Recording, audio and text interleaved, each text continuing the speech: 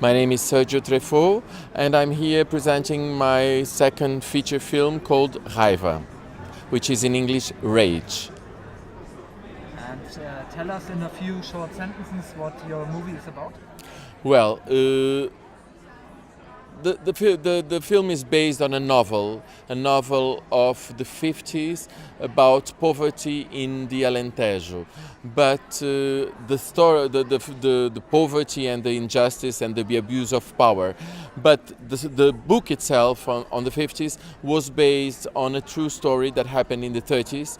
And this story was told in that time in the newspapers in a total different way. It was told as a tragedy of Beja, where a kind of horrible man, a monster, was killing innocent people and then was revenged by the police. In the 50s, the writer, Manuel da Fonseca, wrote this story in a total different way, in a social way, trying to prove how he was a kind of a hero and trying to fight for dignity against the abuse of power.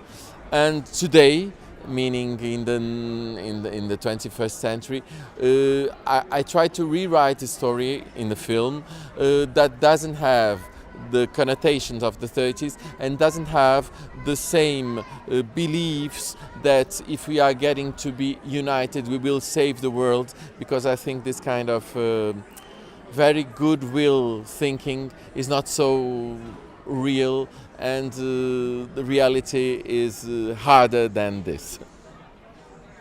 And why do you think people should watch your film especially? Why people would? Because they like art. This is the reason.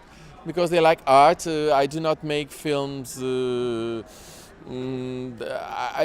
make documentaries usually, and what I most hate is TV films. Is something that look like very normal reality, blah blah blah. There are people who make films concerning social questions that are amazing, like Ken Loach, but most of the adaptations of literature and lots of films that are in cinemas are something that is just an imitation of life without beauty.